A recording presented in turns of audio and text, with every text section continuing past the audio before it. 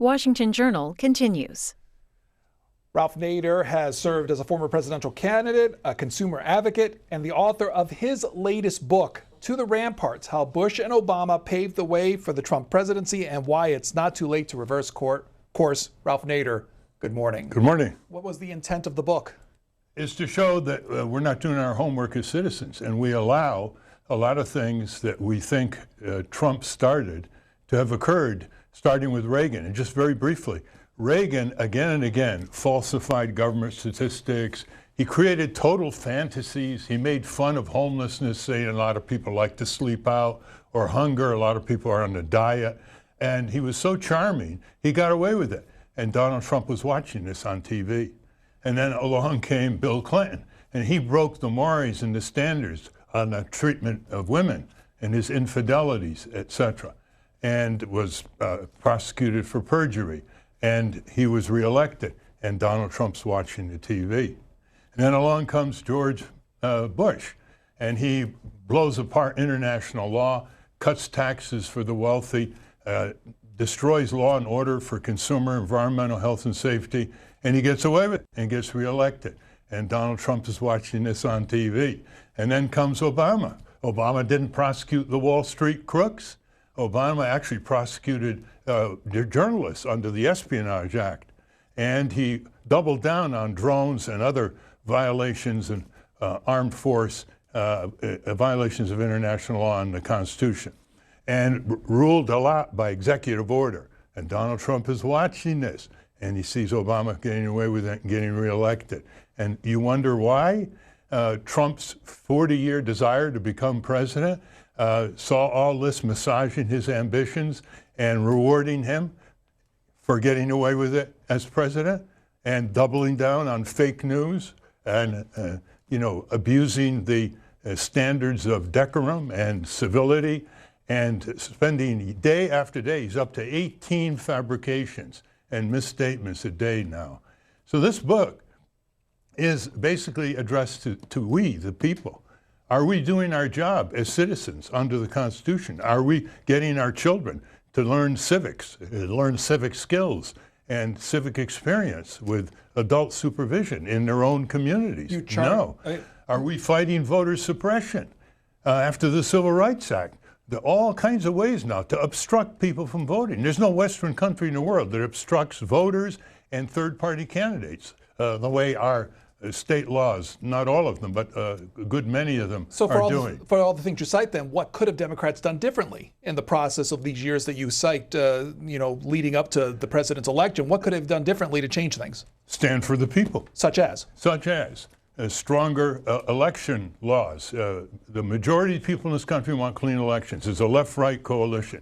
You want to emphasize conservative, liberal convergence for a better country, not sandpaper the divisions the way the two parties do to get campaign contributions. It's divide and rule instead of unify. There are at least 24 areas of changes in this country that are overwhelmingly supported, including conservatives and liberals. Living wage, full Medicare for all, cracking down on the rich and powerful and the crimes, corporate crime, breaking up the Wall Street banks, a fairer tax system. The Democrats could have also started to wage peace. We need international treaties on cyber warfare. They didn't start any of that. Instead, they just extended George W. Bush's warfare policy, his empire policy. And above all, and the Democrats should be ashamed of this, they should have given the people more power as consumers to fight back to the credit companies' invasion of privacy, rip-offs and payday loans and so on. They could have given people the right to use the courts more readily when they're subjected to malpractice, when they're subjected to wrongful injury under our tort system. Let me introduce callers into this conversation with Ralph Nader. If you want to call and ask him questions, 202-748-8001 for Republicans. Democrats, 202-748-8000. Independents, 202-748-8002. And you can post thoughts or questions at our Twitter feed at C-SPAN WJ. You talked about three things that Democrats should be doing in order to gain an interest of the Democratic Party and others. One of that is to give a major address on waging peace. You also said they should address large gatherings of nonprofit civic organizations. Why is that? Because those are the people that hold up our democracy. Those are the people who carve up from their daily routine enough time to be civically engaged in their communities, regions, states, nation, and world. That's the constituency you want to support. Instead, they talk to Chamber of Commerces. They talk to business groups overwhelmingly, because that's where the campaign money is. The worst thing the Democrats are doing right now, Pedro, is they're not making an emblazoned issue out of living wage, raising the minimum wage. They're on the record saying, you know, the minimum wage is frozen at $7.25 an hour federally. Some states have a little more. But they could win the election on this issue. You talk to the AFL-CIO, why aren't you putting this in your ads big time? 30 million workers in this country are sweating it every day, making less in wages adjusted for inflation than workers made in 1968. That's going backwards in the future. Those are the people who feel disempowered, as the New York Times reported the other day, and not ready to vote because they're so turned off, because they don't know what the parties stand for. And the worst thing is they don't know what the Democratic Party is standing for. There's a story this morning about potentially what could happen if Democrats retake the House in the midterm elections. The authors write this, saying that the tension between investigating the president's administration while searching for common legislative ground would be a continual balancing act if Democrats should win control of the House. Nancy Pelosi and other Democratic leaders have made clear that much of their efforts will be dedicated to conducting oversight of cabinet officials and agencies they argue have demonstrated little regard for ethics rules and the regarding taxpayers' dollars. Is that a good strategy? It's good, but don't bet on it. They talk a good game and then they chicken out. I want the people to take control of the Congress.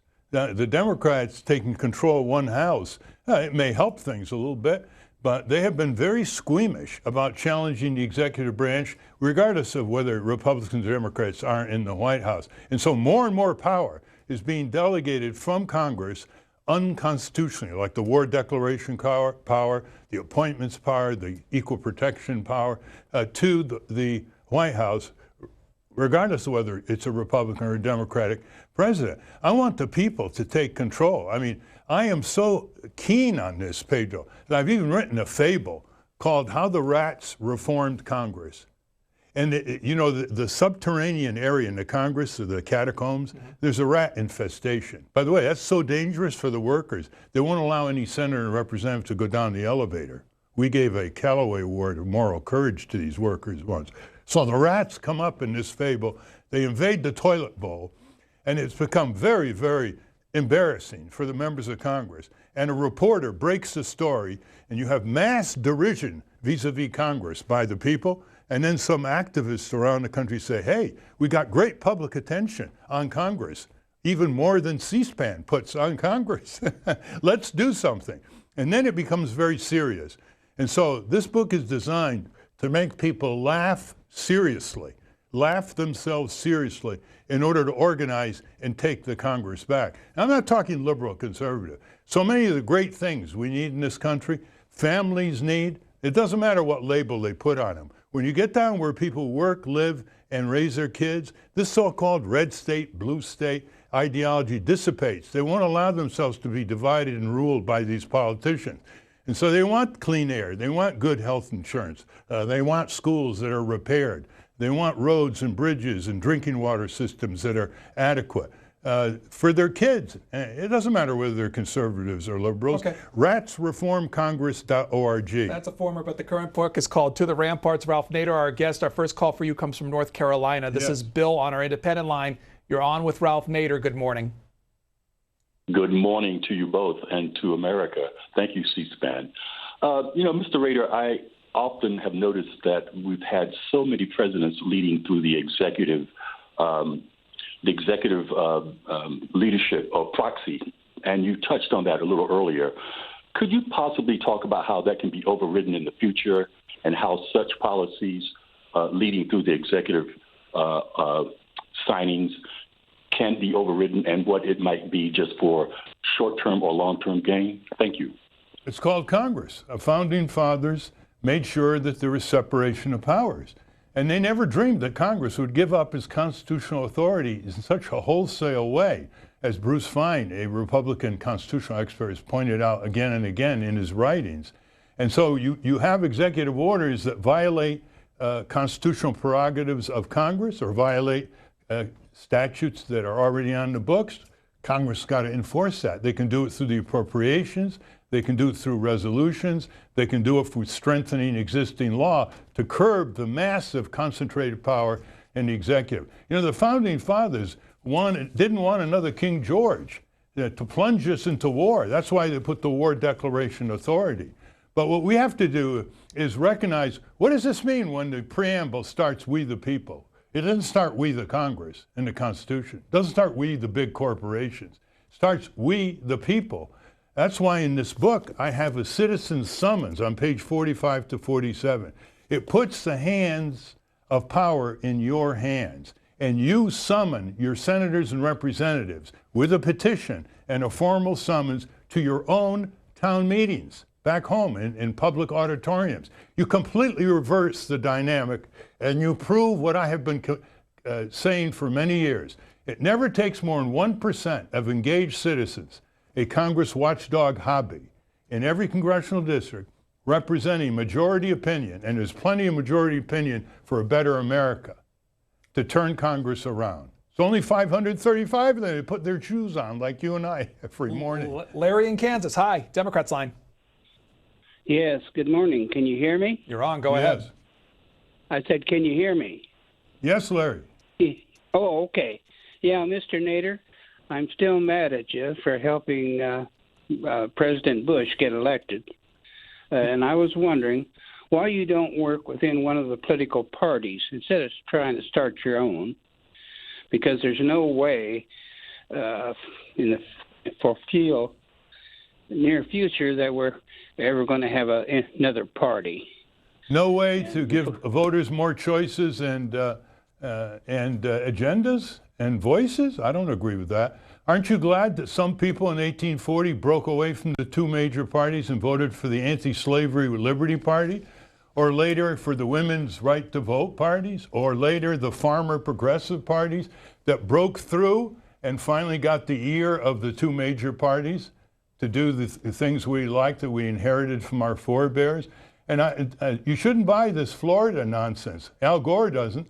He doesn't think the Green Party took the election away. That election was selected. George W. Bush was selected by a 5-4 vote led by Scalia, the Supreme Court, as you remember, and they blocked, those 5 political judges blocked the Florida Supreme Court ordering of a recount that was underway. And don't you remember that Gore won the popular vote by 500,000? In most countries, you win the popular vote, you win the office. No, the Electoral College threw it into Florida. And did you know that 300,000 Democrats in Florida voted for George W. Bush in 2000? And there are all kinds of sine qua nons. You shouldn't blame third parties or independent candidates, because they have as much right to run for election as anybody else. I never say to people, even if I disagree with the candidate, I never say don't run, because that's like saying don't petition, don't assemble, and don't exercise your First Amendment rights of free speech. You want to oppose them, fine. Never tell them not to run. In New Jersey, independent line. Don, hello. Hi, Mr. Nader. I appreciate everything you do. I even voted for you in 1996. Thank you. And but since 2015, I've been trying to contact you about an idea I have and a political movement I'm trying to start called One Demand. The idea is basically that citizens will sign up on the website and commit to only vote for small contribution candidates. I've tried everything I can. I've sent in questions to your radio hour. I've sent information to CSRL, as you instructed in an article you once wrote. I've tried to use your citizen summons. I took out a petition when you had a guy on your program that put out a $350,000 ad in the Washington Post. I got a copy of the Washington Post, include my own ad into it, and sent it to you. And I would just appreciate it if at some point you would review the information that I've sent you and contact me and let me know what you think of the idea. Well, I like the idea of small contributions. I'm sorry you couldn't get through. Try it again. We'll get you on the Ralph Nader Radio Hour, which is once a week, and discuss this. You know, anybody that has the civic energy you have deserves to be heard in this cacophony of false and fake news and clutter. So I'm sorry about you're not getting through, but just try again. Mr. Nader, let me show you a headline from this morning's USA Today. Democrats split over Medicare for All plan. What about the headline and the idea of health care and how that falls into efforts from the Democratic Party? Well, that's why the Democratic Party may lose. The polls are tightening. They're going to blow it again. I hope not.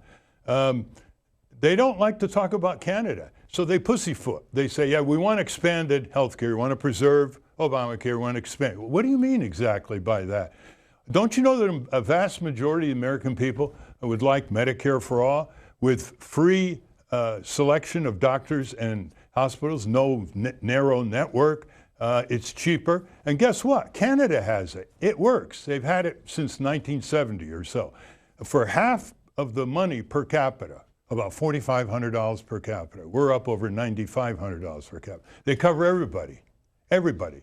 And it's free choice of doctor and hospital. Why do you think there's not a unity amongst the current Democratic Party? Because they're getting money. They get money from the drug companies, from the hospital industry, from special interest groups. As I said, the Republican politicals are energized by greed and money, energized. The Democratic politicals are compromised by greed and money. Guess who's been winning? So they don't come across as authentic. Why don't they do that? Majority doctors and nurses, Pedro, want full Medicare for all or single payer. Why? Because they want to practice medicine, not bookkeeping, bill collecting, and having some consulting firm hired by the health insurance industries telling them what to do on specific patients and what not to do, compromising their independent judgment. Why aren't the Democrats doing this? You even have former heads of General Motors like Jack Smith and others saying the Canadian system is much better. It's much more efficient. It saves lives. We lose 35,000 American lives a year because they can't afford to have health insurance to get diagnosed and treated in time, and hundreds of thousands more preventable injuries and disease. That was a Harvard Medical School peer-reviewed study. So in Canada, nobody loses their life because they don't have health insurance. And also, you know the big CEOs, Pedro, why they like the single-payer system? They don't have to pay the premiums as much. And GM pays more for health care than for steel. And it makes the U.S. companies more competitive because all other Western countries have universal health insurance. So why are the Democrats so laggard? Because they keep dialing for the same commercial dollars with strings attached that compromise their best instinct. Is the current U.S. health system assisted or burdened by the ACA then? No, it's not. I mean, the ACA was a step forward. It didn't control drug prices that are going through the roof, nor did Donald Trump. He promised, but he reneged on so many good promises. The second is that it increased the coverage of about 30 million more Americans. There's still 29 million uncovered by insurance and 30 million undercovered, as Dr. Gaiman in his new book, Trump Care, great book, Dr. Gaiman pointed out recently. But that's just modest steps forward. We need to cover everybody. We should never have a healthcare system that tells Americans pay or die. Pay outrageous prices for certain operations, for pharmaceuticals. The industry, you know, is subsidized by the taxpayer through the National Institutes of Health. They give them free research and development, drugs clinically tested. They give them tax credits from the Treasury. And what do? They outsource the production of drugs heavily into China and India, don't have effective FDA regulation, and then import them back into this country, and it's less safe. You had said about good ideas that the current president is currently reneging on. What are some of those ideas? Oh, you name it. He said he was going to build infrastructure. He hasn't done anything to rebuild America, the schools, the public transit, drinking, sewage water systems, public buildings, you name it, bridges, highways, zero. He said he was going to make the air so pure and the water so clean that you'll be dazzled. He's allowed all these coal companies and mining companies to dump the debris and poison the waters in places like West Virginia and poison the air, creating more cancer, more respiratory diseases. He said he was going to hold Wall Street more accountable. Are you kidding? He reduced the regulation of Wall Street. He said he was going to have a fair tax system. And he had a tax system where the great benefits went to the top 1% in the global corporations and all their tax havens that Jim Henry has written about. Yeah, they say he kept his promise on the wall. The wall? I mean, how degrading can he put this country in? Okay, let's go to Virginia. Republican line. Randy, hello. Hi, good morning, America, and good morning, Mr. Nader. Good morning. I really appreciate you for being a disruptor for all these years and asking questions of power. And we, those of us out here that are trying to add value in our communities, appreciate that personality.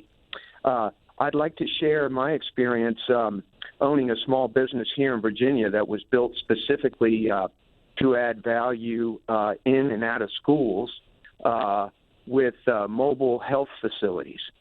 These are 50-foot trailers that have 30 stationary bikes on them that fit children 4 years old and up. And so when you have challenges in low-income communities with the business on the corner, which is unhealthy and uneducational, I challenge those. When you have schools that are over 100 years old and are in the heart of a black community and are named after a Confederate general, and you can't get into making proposals to improve those schools, it's a real challenge for those of us who want to develop businesses that work with these groups that have always been on the socio and economic lower end. Gotcha, caller. So, Thanks. Thank you, caller. There's an active citizen, Pedro, and I would ask him if 1% of the people in your community joined hands with you, I bet you'd get it done.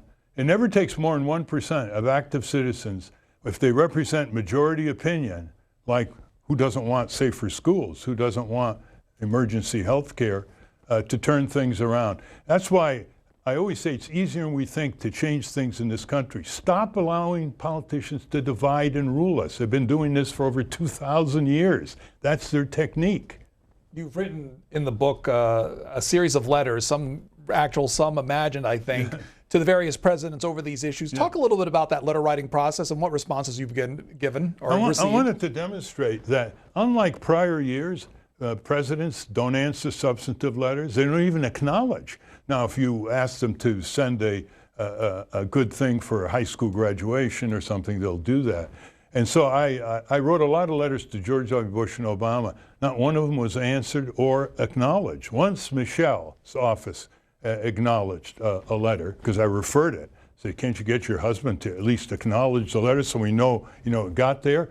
I don't expect them all to answer letters themselves. They have staff. They can assign to their various cabinet secretaries and agencies to answer letters. When you block people from getting their letters responded to, you turn into cynicism. People just withdraw and they get disgusted. And that's what gives the politician rascals free play. I actually put all these in a book called Return to Sender. My letters to George W. Bush and Barack Obama. And it still goes on. Now, I did get a form letter from Donald Trump, but it had nothing to do with my letter. It just said, we want to have a strong national security, military, et cetera. I don't consider that an acknowledgement. The prime ministers of Canada, they acknowledge all letters and say they're going to refer them to the respective ministries. So if Ottawa is more polite than Washington, should we allow that to continue? The voice of the people is transmitted through letters. It's very, very important that they respect those letters. Let's hear from Arlene, and she is in Tulsa, Oklahoma, Democrats line. Good morning, C-SPAN, and good morning, Mr. Nader. I am a fan. I am calling to ask a question of you and all the public. Who's paying for Donald Trump's rallies when he goes out and campaigns for a local candidate? I know we pay for his golf weekend, taxpayers do. Who's paying for the rallies? Well, that's a good question. I've asked the Washington Post that covers these kind of things, to what extent is the taxpayer funding Air Force One? They usually divide when they go on campaign trips, and it's supposed to be the Republican National Committee paying for huge per hour expenses, Air Force One. But they need constant vigilance because, presidents say, well, we're going on official business, but on the side, we're doing a little campaigning. And so they fuzz it. I hope that David Fahrenthold of the Washington Post, who's good on this, will cover it. The other point she made, Pedro, is really important. Obama didn't have the coarse language that Trump. I think everybody agrees to that.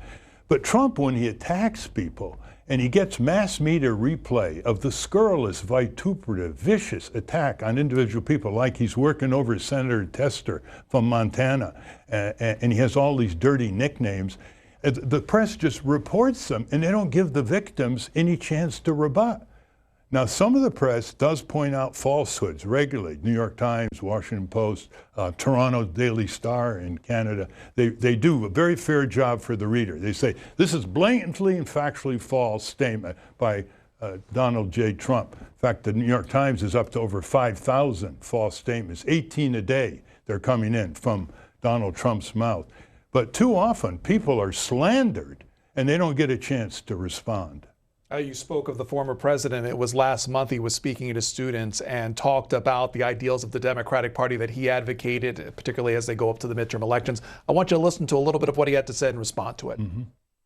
I believe our policies are better and that we have a bigger, bolder vision of opportunity and equality and justice and inclusive democracy. We know there are a lot of jobs young people aren't getting a chance to occupy or aren't getting paid enough or aren't getting benefits like insurance. It's harder for young people to save for a rainy day, let alone retirement. So Democrats aren't just running on good old ideas like a higher minimum wage. They're running on good new ideas like Medicare for all, giving workers seats on corporate boards, reversing the most egregious corporate tax cuts to make sure college students graduate debt-free.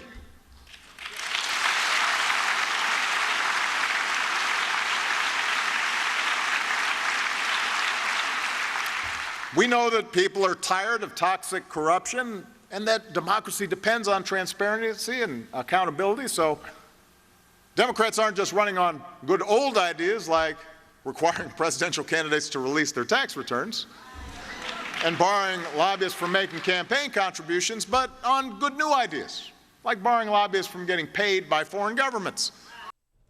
Mr. Nader, your response to that? Well, those are nice words. I wish that he put them into action when he had a heavily Democratic Congress in 2009, 2010, and lost it after that to the Republicans. So Barack Obama is very good in rhetoric.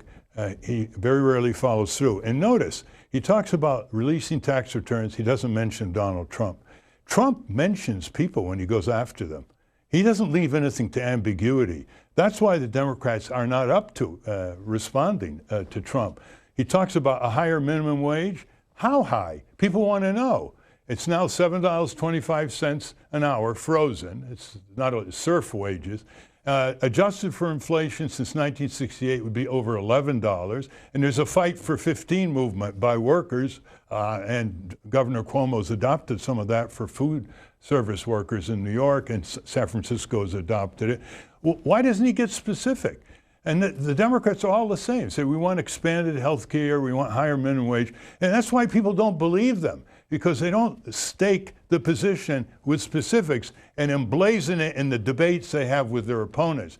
O'Rourke, Beto O'Rourke didn't raise that minimum wage specifically with Senator Cruz. He allowed Senator Cruz to say in Texas, you got the lowest African-American unemployment rate, the lowest Hispanic unemployment rate. Yeah, you got millions of workers who've dropped out of the job market and they're not counted. You got wage stagnation in Texas. You got some of the worst poverty in the United States in Texas. Where's Beto? Why doesn't he reply that way? So it's like the rhetoric is not symmetrical here. The Democrats have a lot of unassailable rhetoric backed by irrefutable evidence. They don't use it because they're compromised by trying to dial for the same commercial campaign dollars that's corrupting our system. Let's hear from Keno, Lakeland, Florida, Republican line. Yes, good morning. Praise be for C-SPAN, and praise be for the efforts of Ralph Nader to help this country be democratic. A couple of comments and a couple of questions. I have sent letter after letter to Bernie Sanders and Elizabeth Warren and never get acknowledged. I mean, Vice President Mike Pence, and even I've had letters I've sent to you, Mr. Nader, and come back to me. You talked about your letters not being acknowledged. The previous caller talked about that. Is it possible that the mail system is manipulated somehow to keep letters getting from certain people? I've come to wonder that. Now, I cannot see computer screens, so could you give out I don't have a computer. Could you give out a mailing address that I could try to get back in touch with you when I hang up? But one other comment, I am a Republican trying to bring about reform in the Republican Party, and I call it the Moose Herders Coalition in honor of Teddy Roosevelt. And on 24th of September this year in the Lakeland Ledger, I have a letter that I laid out my premises for reform in the Republican Party. And I've sent copies of that to Vice President Pence and so on. And my comment is convince Pence to dump Trump. Because in the 25th, on your address and a comment on this suggestion I have, the 25th Amendment says that a majority of the cabinet members can agree to dump Trump, or Congress can set up a body, which I called the possibility of a presidential fitness tribunal. Okay, got you, caller. Got your idea. Thanks. Yeah, well, on letters, it's very hard to get members of Congress to respond to letters. I haven't gotten a call returned from Bernie Sanders in 21 years, and I've written him letters. Does he adhere closely to what you believe? I know. But does he? Yeah, yes, he does. Mm-hmm. He just doesn't want to be pushed into certain progressive areas that he's not ready to take a stand on. Such as? Such as a real full Medicare for all, like H.R. 676 in the House. His bill is weaker than that. Such as taking a stand on the bloated military budget. He's not very strong on military and foreign policy. He's done a lot of good things, and he's broken ground with small campaign contributions, and I'm very full of praise for him. Is there a current crop of either people running for Congress or even potential presidential candidates that adhere closely to your philosophy and that you can back wholeheartedly? Well, I don't endorse candidates. I say good things or critical things depending on their record, but there is maybe 24 really insurgent progressive Democrats that probably will go to Congress. They've won the primaries, mostly in the House, maybe a few in the Senate. That's a good sign. Who stands out? Pardon? Who stands out of that 24? Oh, well, the coming representative from John Conyers' seat, the Ocasio-Cortez and Congressman Crowley's seat. Mm-hmm. Maybe Beto O'Rourke will pull off an upset of Ted Cruz. There are people around the country that I think get it, so to speak. and they want things that are good for all the people. They don't like this, well, I'm guess this is something for Democrats or the Republicans. This is crazy. Where people live, work, raise their family, should get rid of this ideological divide. And the other thing that the caller said, Pedro, that was really important, he's got some ideas. He wants to reform the Republican Party. Where is the outlet for people who have good proposals?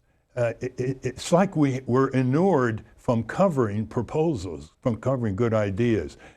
Where's public radio and public broadcasting? They should have a section on good ideas, economic ideas, political reform ideas, to give more voice to the people. Why do the newspapers have such a restricted letters to the editor? It's one of the most popular segments of the newspaper survey showed. Why don't they have letters to the editor on radio and TV? You allow voice, but C-SPAN is credited as if it's an exception from the mass media. Why don't they let people in? The people own the public airways, for heaven's sake. We're the landlords. The radio and TV stations are the tenants. They pay us nothing for rent, 24 hours a day, decide who says what and who doesn't 24 hours a day, compliments of a corporate indentured Congress. That's not right. We should have our own audience network, our own studios, our own radio and TV stations to give voice to the people. You block people's voice, you end up with something like Trump. You had previously, when you talked about Democratic presidents in the past, had criticism for him. Where does Jimmy Carter fall into that? Because I didn't notice that you said his name. He was one of the best. He actually wrote letters back. I just objected to Southwest Airlines on peanuts, for example. I wanted, if there are allergies, you don't have peanuts on the plane. But where there is, nobody says they have allergies. And he wrote me back and he said, I concur completely. Here he is in his 90s, and he's obviously the greatest ex-president we've had. I mean, the Carter Center, peace advocacy, monitoring elections, writing books. I mean, he really shows what older people can do for America and stop being age discriminated against. From Arkansas, Independent Line, Alan is next for our guest, Ralph Nader. Good morning. Hi, good morning, C-SPAN. And good morning to you, sir, Mr. Nader. I'm a conservative independent, but I have the highest respect for you all through the years. And a caller from Virginia earlier said the same thing, but I think many more people respect you than you realize for your tenacity all through the years. So a couple of quick questions, really. First is the new Ontario Premier, Doug Ford, who's a conservative who has reversed a number of the socialist policies that had been in effect for many years in Ontario, in a landslide victory just a few months ago. And he's initiated a number of changes, free speech initiative going into effect January 1st on colleges and universities to push back on this leftist suppression of free speech and those kinds of things. And I know you're all for that. I'd like to hear your comment on that. And the second question is this issue about the Florida election and Gore and Bush. And I noticed how the left always criticized you and blamed you for that 2% vote in Florida that sort of tipped it away from Gore to Bush. And, of course, you associate it with the Supreme Court decision when I've said all through the years that it was Bill Clinton who could not deliver Arkansas for his own vice president running for president. The 6 electoral votes from my home state, Arkansas, would have carried the election for Gore. So they didn't need Florida or, in addition, Tennessee. Gotcha, caller. Thanks. Yeah, that's right. On the Prime Minister of Ontario, we've written a book called Canada First, so we know a little bit about Canada. I would look to see what he's doing about corporate subsidies, handouts, giveaways, what he's doing about campaign finance reform. It's good that he's standing up for free speech, but we'll see what happens. That often can be have a censorious side to it because it's ideologically driven, instead of the kind of free speech that the First Amendment in our country presages. So we'll wait and see. I don't like his coarse language. He seems to want to compete with Donald Trump on a lot of his vituperatives. But we've got a lot to learn from Canada, Pedro. They brought credit unions to the United States and taught people in New Hampshire about credit unions a long time ago. They brought us a lot of good things, which is why I wanted to write this book, Canada First. Part of your book, Through the Ramparts, deals with Hillary Clinton. Why do you feel that's important to mention? What do you think about the recent news about her and Bill traveling together and talking to people across the country? Well, they're free to talk, you know. The point is that they remind people of some pretty bad situations where she campaigned while taking huge $200,000 speech fees from places like Goldman Sachs and Wall Street. She never saw a war she didn't like. She never opposed a boondoggle weapons system that had soaked the taxpayer and provoked further arms races with other countries. She's not a progressive, and she, shall we say, took a long time to stand for a higher minimum wage, although she says she's for single mothers with daycare expenses. So I don't think that highly of her at all. By the way, the last caller mentioned Arkansas and Tennessee. That reminds me of Bush versus Gore. You had a program earlier on Sandra Day O'Connor. Mm-hmm. I just want to say a couple of quick things. One, she regretted her decision in the 5-4 Bush versus Gore. Later, after she left the court, she really, because Scalia pressured her to go with the 5-4. But in her retirement, she started this national group called iCivics to get children to have civic skills, civic experience in the community. Wonderful. She gave a tough speech to the American Bar Association, politely chiding them for not expanding legal aid for the poor, and she pushed for legal aid for the poor. So she's done a lot of good in retirement. She said some nice things about our American Museum of Tort Law, the law of wrongful injury. Wish she could be there. So I think that it was very good that you had a program earlier extolling her. She had some conservative opinions, to be sure, but she grew and she became much more sensitive to the plight of the disadvantaged, the excluded, the disrespected, even wanted prison reform, criminal justice reform. Let's go to our Democrats line from Illinois. Roger, go ahead. Hello, Pedro. Good morning, Mr. Nader. Good morning. I want to ask you a question. Last night on the Rachel Maddow show, when John Bolton was over there in Moscow, yes, sitting there in front of Putin, Putin ridiculed our American symbol, asked John Bolton how many olives did they eat off the olive branch, and then turned around said Trump is on my dog leash. Now, Bolton was an embarrassment over there in Moscow. I followed Trump from day one when he announced his announcement. Come to find out, he paid actors $50 a piece to cheer for him. I mean, he is a con man. And now he calls himself the nationalist. Down there in Florida, they did a robocall against the runner Gillum, a racist robocall. This country is going down the tubes, and somebody needs to do something with Trump. Roger, thank you. Well, I'm no supporter of John Bolton. I opposed his job as National Security Advisor. By the way, it's not a confirmable post. He couldn't get confirmed in the Congress, in the Senate. The Republicans wouldn't confirm him as ambassador to the UN years ago for President Bush. And I think it is a confirmable post, and Bruce Fein and other constitutional experts agree with me, and it's retroactive. So I think members of Congress, especially the Senate, ought to take this up. The science advisor to Trump is confirmable by the Senate, the general counsel of the CIA, but not the national security advisor. I think he's a warmonger. I think he's very belligerent, and I think he evokes some of Donald Trump's worst instincts if Donald Trump can't control him. From our Republican line, from Tampa, Florida, Ignatius, hello.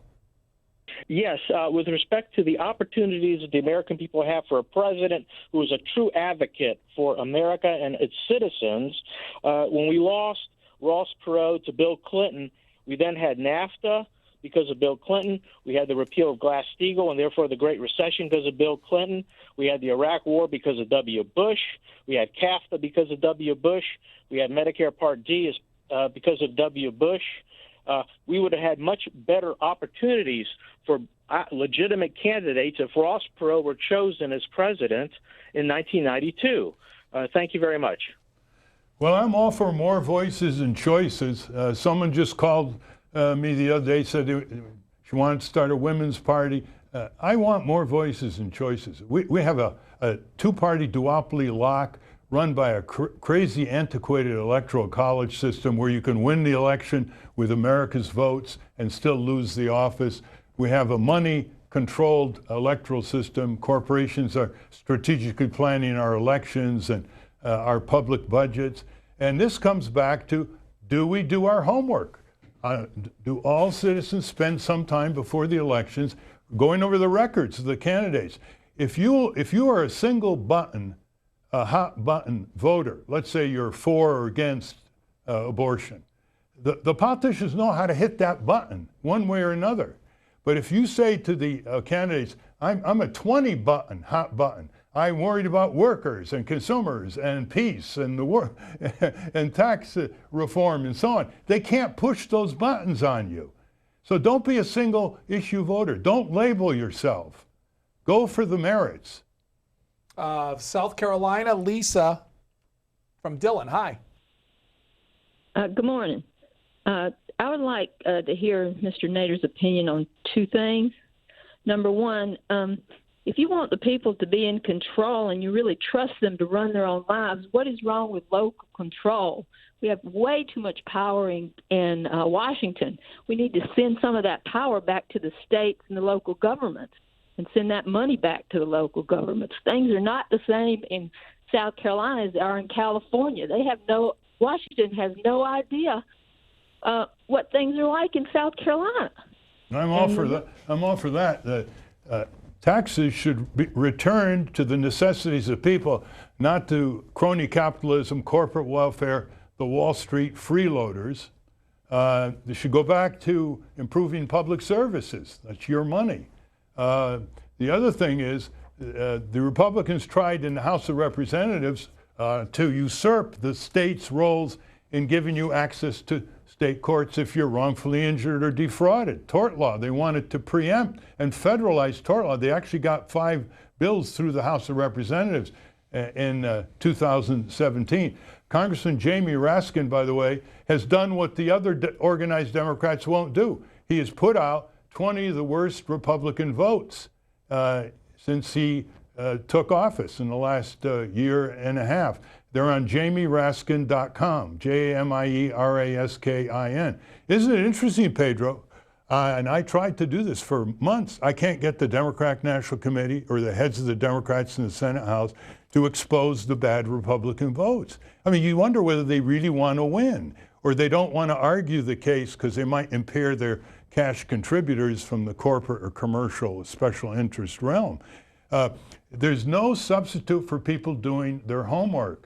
I've talked to a lot of Trump voters, and they're well-meaning, a lot of them. They're angry, a lot of them. They voted for Trump because they couldn't stand Hillary, a lot of them. But I found that a lot of them just don't do their homework. They're nowhere near as informed as voters as they are as sports fans. You know, all the records, the sports fans, the strategies, the coaches, the managers, what some batter did 3 years ago. I want to see them as informed about their candidates. Congress takes 23% of their income, and they can do and not do a lot of things and let a lot of corporations harm Americans. And if that was your neighbor, wouldn't you spend some time on trying to straighten out your neighbor? That's why I have this book. If money's taken out of the election, then how does the electorate get informed? If you can't have commercials, if you can't have public forums, all the things that take money to run elections, how do you inform the public then?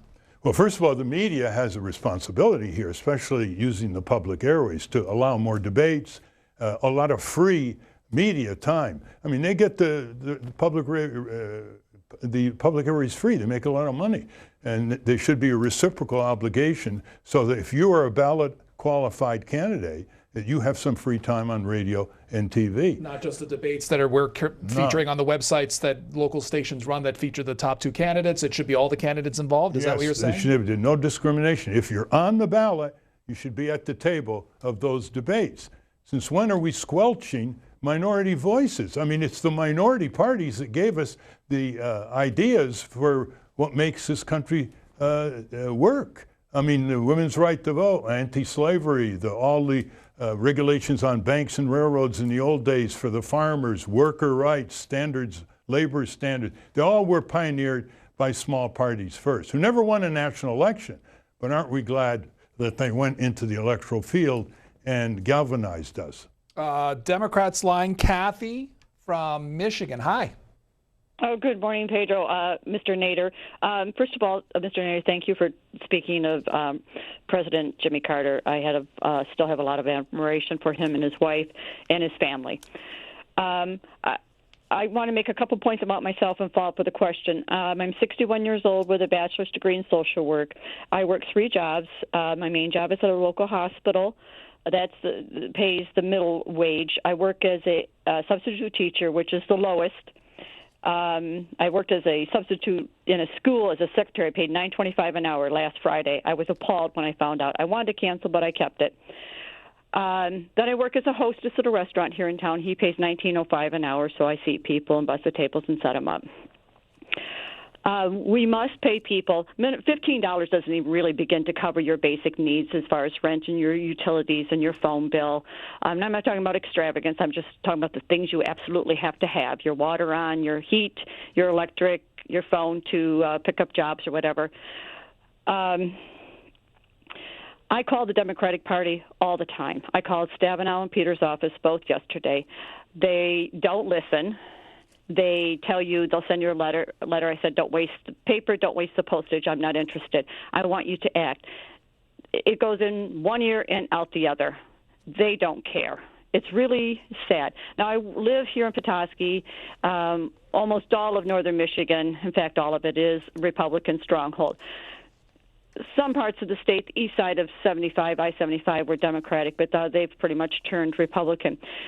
Now, Sarah Palin went to Sheboygan, Michigan in 2016. She was the front page of the Little Straits newspaper out of Sheboygan. You know, they couldn't get enough of her. But you can't find a Democrat that will come to these small towns other than Bart Stupak, and he was at the Michigan State Extension put on this forum. This was when Obama was running in 2008. I took my son was 10 then. We went. It was standing room only. It was packed with all the people running for local offices, people running for Stupak was running, and then for, I think, the Michigan Senate seat or the Michigan representative seat. Caller, sorry to interrupt only because of time. What would you like Mr. Nader to address in light of that? I think she's already done it. One is... Hold on, let her finish. Yeah. Go ahead, caller, please. What should the federal minimum wage be to support a family? Thank you, caller. All right, as Senator Elizabeth Warren calculated, if workers got the benefit of worker productivity over the last 3-4 decades and inflation adjusted, they would be making $22 an hour. As you know, one worker today in Walmart has the productivity of 2 workers in the 1960s because of automation, for example. So $22 an hour, just in terms of getting the benefit of their increased productivity and adjusted for inflation. Nobody should have to work 3 jobs. I mean, the idea in coming out of World War II was one breadwinner should earn enough to support the family. Now 2, 3 are not enough. Look at the cost of daycare, for example. We don't have to take this, people. 1% Congress watchdogs in every congressional district. You go to ratsreformcongress.org, and we lay out a very serious way how you can organize, what kind of information you get, what it takes to put the pressure on the senators and representatives, how you develop a left-right convergence back home, and how you summon the members. That's the key. In personam lobbying. You summon the senators, representatives to your own regular town meetings, as befits we the people. I don't know why people give up on themselves, Pedro. You know, they give up, they get cynical, they withdraw. They're playing into the hands of the plutocracy and the oligarchy. The latest book of Ralph Nader is called To the Ramparts: How Bush and Obama Paved the Way for the Trump Presidency and Why It Isn't Too Late to Reverse Course. Mr. Nader, thank you. Thank you. And the summons is on page 45 to 47. Thanks so much, Pedro. Thanks, C-SPAN.